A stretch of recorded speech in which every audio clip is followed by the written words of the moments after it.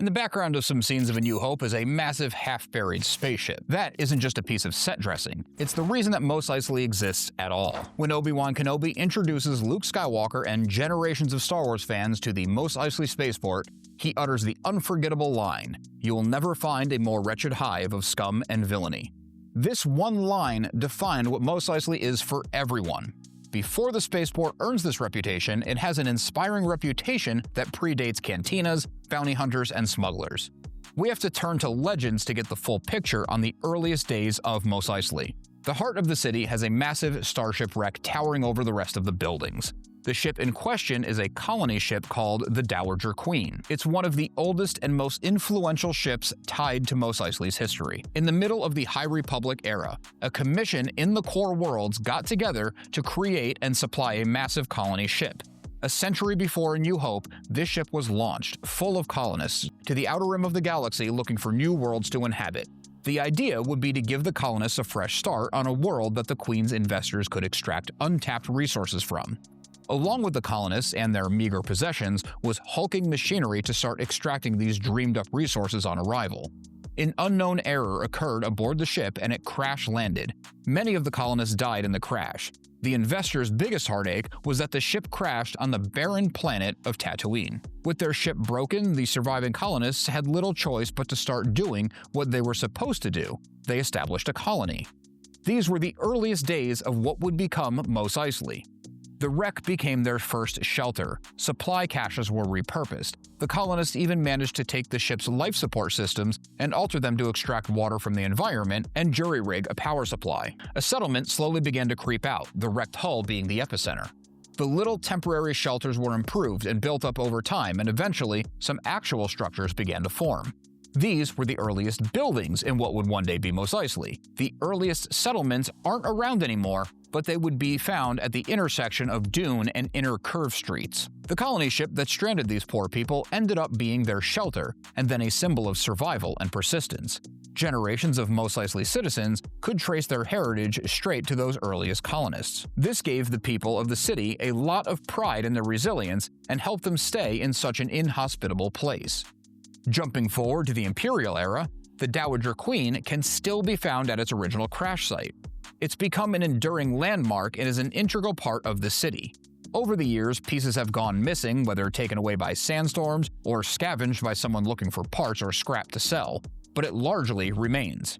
Different sections of the massive ship had been converted into markets and cantinas, storehouses, and apartments. One wing even contained a theater at one point. If you're getting value or entertainment out of any of my transmissions, it would mean a lot if you would join the Remnant and subscribe. I'm sure people living on Tatooine need to escape their harsh reality at times.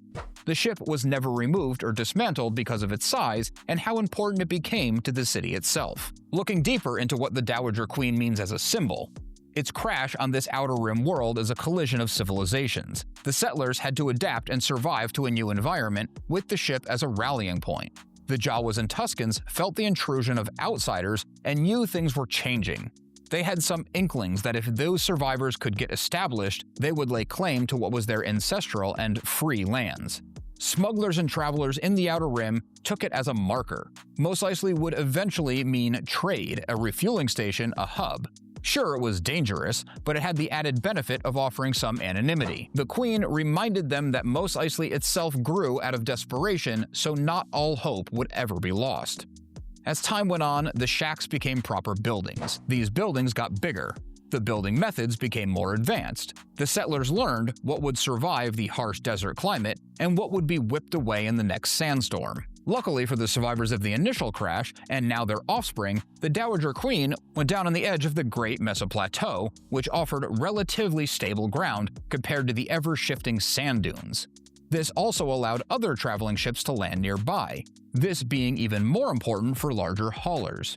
As the settlement grew and more spacers heard about it, there were more demands to be filled. More settlers desperate for a fresh start would stay and fill those needs. The close cropping of buildings branched out and streets were formed.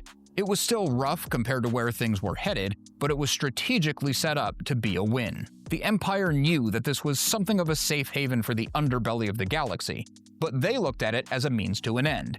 The Empire allowed the mostly lawless spaceport to exist because it consolidated the crime and they could patrol the surrounding areas enough to check on major shipments. Even with this knowledge, smugglers knew that it was safer than most places they would be traveling through. One of the most famous establishments to those passing through would become Chalmun's Cantina, or the Mos Eisley Cantina to those who didn't know the proper name.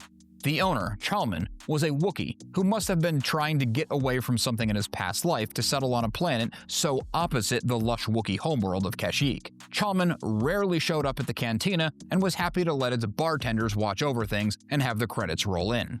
The cantina drew beings from the far reaches of the galaxy. Live music was as much a constant as brawls and broken glasses. Shady deals were struck in dark booths.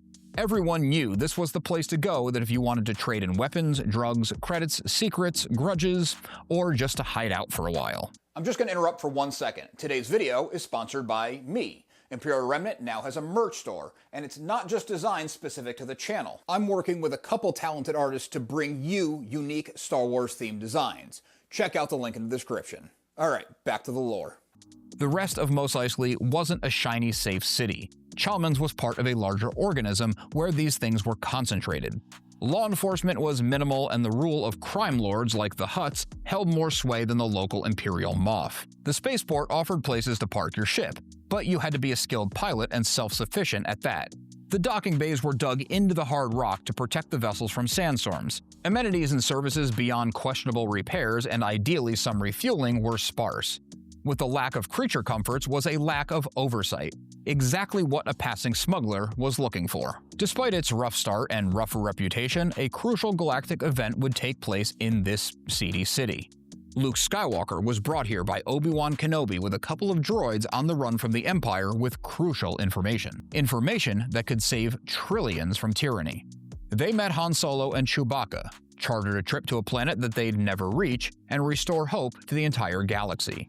This deal, like so many others, was struck in a dingy booth at Chalmun's Cantina in Mos Eisley, a city that was born out of a shipwreck. Stepping out of the Star Wars universe, the backstory of the Dowager Queen is another example of the vastness of the universe behind the universe. This information was found exclusively in Legends, but calling the expanded universe Legends in a case like this is so accurate. A ship this old in a spaceport town where myths, legends, and tall tales were exchanged constantly would be a legend in its own right. Check out this transmission next for more on the planetary history of Tatooine.